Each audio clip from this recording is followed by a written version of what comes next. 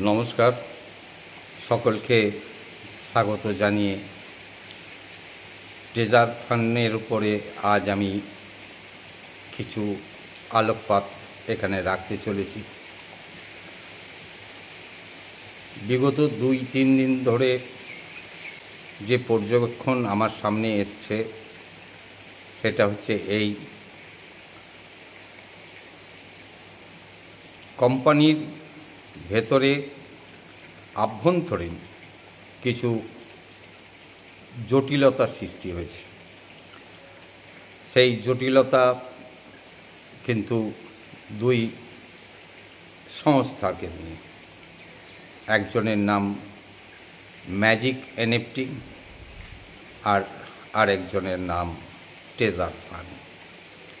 এই দুজনের ভেতরে দ্বন্দ্ব একটা লড়াইয়ের পর্যায়ে পৌঁছেছে।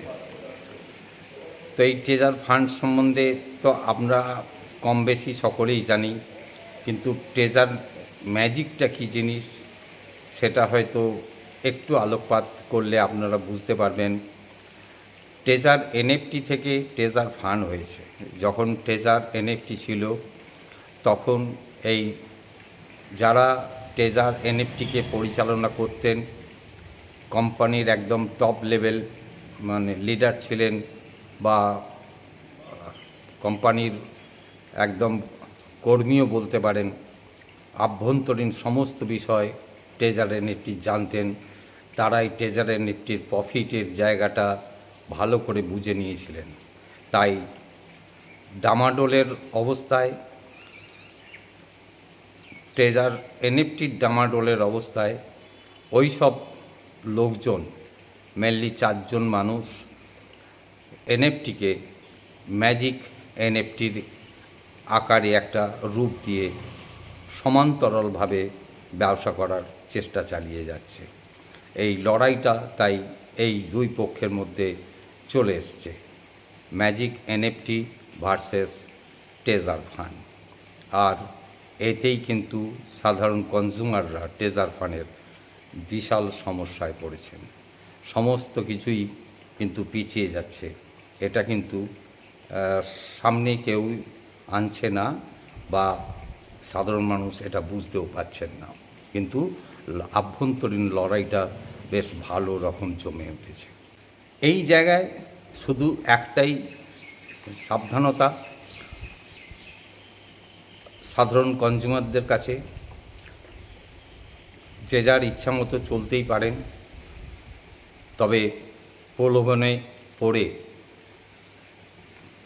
অন্য প্ল্যাটফর্মে গেলে হয়তো আপনাদের যে অ্যাসেট আছে সেই অ্যাসেটটা নষ্ট হয়ে যাবার সম্ভাবনা আছে।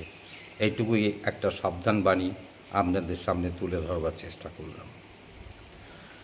এরপরে যে জায়গাটার উপরে আমি আলোকপাত করব, যেহেতু আমি শুরুটা এই লড়াই দিয়ে শুরু করেছি, তাই এই জায়গাটা হয়তো আপনাদের বুঝতে অসুবিধা হবে না যে আপনাদের অ্যাসেট সম্বন্ধে আপনারা দারুণভাবে সচেতন হন। ভুল করেও আপনাদের আইডি, আপনাদের পাসওয়ার্ড, আপনাদের কত মানে টিএফটি টোকেন আছে বা ওয়ালেটে কত ইউএসডিটি আছে, এটা কারোর সঙ্গে শেয়ার করবেন না। কারণ আপনারা ব্যাংকে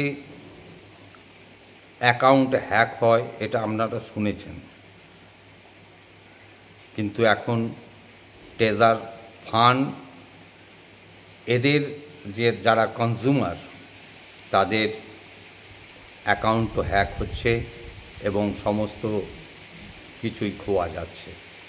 তাই এই আপনার যে অ্যাসেট মানে ট্রেজার ফান্ডের ভিতরে যে আপনার অ্যাসেট, সেটাকে সুরক্ষিত রাখার দায়িত্ব সম্পূর্ণ আপনার।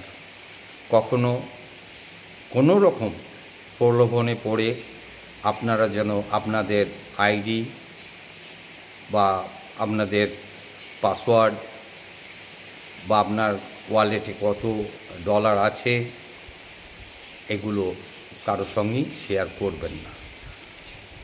শেয়ার করলে কিন্তু বিপদ আপনার হবার সম্ভাবনা থাকছে। একমাত্র আপনি যদি মনে করেন আপনার কোনো নিয়ারেস্ট লোক যার উপরে আপনি ভরসা করতে পারেন তার সঙ্গে আপনি শেয়ার করতেই পারেন। আমি এই ভিডিওর মাধ্যমে বলে দিলেই আপনাদেরকে হুবহুব আমার কথাটা মেনে চলতে হবে এমনটা কিন্তু নয়। তবে সাবধানতা অবলম্বন করতে হবে, কারণ যুদ্ধ যেহেতু লেগেছে সেখানে সাধারণ মানুষের সমস্যাও কিন্তু আছে। সেই জায়গাতে সাধারণ কনজিউমারদের একটু সাবধান হবার চেষ্টা করতে হবে, নাহলে হয়তো ক্ষতিটা নিজেরই হয়ে যেতে পারে। এই একটা জায়গা আপনাদের সামনে তুলে ধরার আমার কথা ছিল, আমি তুলে ধরলাম। এরপরের যে জায়গাটা আমি আলোকপাত করতে চাই সেই জায়গাটা হচ্ছে, অনেকেরই ভেতরে প্রশ্ন এসছে যে অ্যাপ্লিকেশান বা সিস্টেমের ভেতরে বা ট্রেজার ফান্ডের ভেতরে টিওএফটির মূল্য একরকম শো করছে, অথচ বাইরে টিওএফটির মূল্য ভীষণভাবে কমে গেছে। তো এটা বোধহয় কোম্পানির একটা চালাকি বা চিট করার একটা প্রবণতা, এরকম একটা কনসেপ্ট মানুষের ভেতরে কাজ করছে। তো এই জায়গাটার উপরে খোঁজ খবর নিয়ে যে ধারণাটা আমার তৈরি হয়েছে সেটাই শুধু আমি শেয়ার করতে চাই, যে যেসব কনজিউমার টিওএফটির এগেনস্টে বাইরে থেকে ডলার ক্রয় করতে চাইছে তারা কিন্তু অনেক লসের মুখে পড়বে। এটা করা যাবে না। এটা করতে গেলে কিন্তু তার লস অবশ্যই হবে। কিন্তু আপনি যদি সিস্টেমের মধ্যেই ক্রয় বিক্রয় করেন তাহলে কিন্তু আপনার এই লস হবার সম্ভাবনা নেই, কারণ কোম্পানির ভেতরে যে 0.02% ভ্যালু মেনশন করা আছে, আপনি কিন্তু সবসময় ওই রেশিওতেই রিচার্জ করলে ওই রেশিওতেই আপনি প্রফিট গেন করবেন, ওই রেশিওতেই আপনি সোয়াপ করলে ডলার পাবেন। একটা ছোট উদাহরণ দিলে আপনারা হয়তো এটা ভালোভাবে বুঝতে পারবেন। ধরে নেওয়া যাক আপনি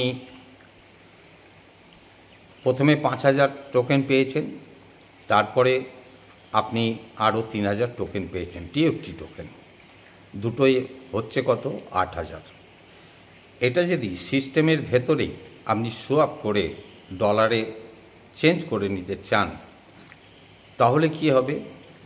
তাহলে কিন্তু আপনি কমপক্ষে 146 কিংবা 47, অ্যাকিউরেট ফিগারটা একদম আমি বলতে পারলাম না, এরকম একটা পাবেন, ডলার আপনি পেয়ে যাবেন।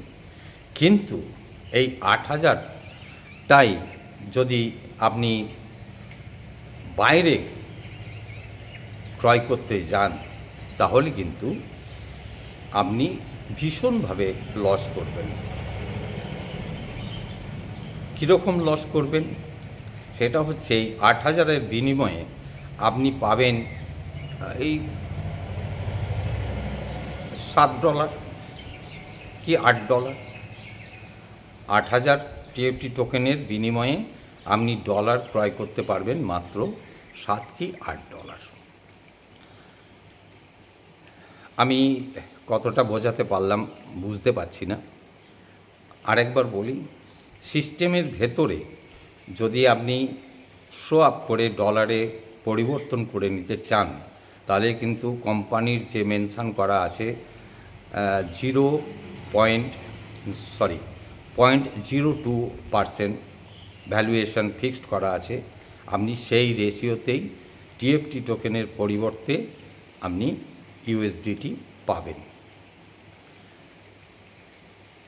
আর সেই 8,000কে যদি আপনি বিএনবি চেনের মাধ্যমে নিয়ে গিয়ে বাইরে থেকে ডলার ক্রয় করে নিতে চান তাহলে কিন্তু 8,000-এর টোকেনের বিনিময়ে আপনি পাবেন $7 কিংবা $8। এই ডিফারেন্সটা একটু আপনারা মাথায় রেখে আপনারা পদক্ষেপগুলো করবেন। এই ইনফরমেশন আপনাদের কাছে তুলে ধরার আমার কথা ছিল, আমি করলাম। সেটা নেওয়া না নেওয়াটা সম্পূর্ণ আপনাদের নিজেদের। এরপরে যে জায়গাটা হয়তো অনেকেই ভাবছেন যে উইথড্রল নিয়ে আপনি বলুন। উইথড্রল নিয়ে ফিক্সড কোনো ডেট আমি হয়তো আপনাদের সামনে তুলে ধরতে পারবো না, তবে বিগত 2-3 দিনের নিরীক্ষণে যেটুকু আমার ভেতরে ধরা পড়েছে সেটা হয়তো আগামী 2 তারিখ থেকে সম্ভাবনার জায়গাটা আস্তে আস্তে খুলতে চলেছে। এইটুকুই আপনাদের সামনে আমি তুলে ধরতে চাই। আজকের মতো আপনাদের সঙ্গে শেয়ারিং বা ট্রেজার ফান্ডের উপরে ঘটনাচক্রের উপরে আলোকপাত আমি দুটোই এখানে শেষ করতে চাইছি। নমস্কার। মানসিক জোর রাখবেন, সাহস রাখুন, আনন্দে থাকুন, এই বলেই শেষ করছি। নমস্কার।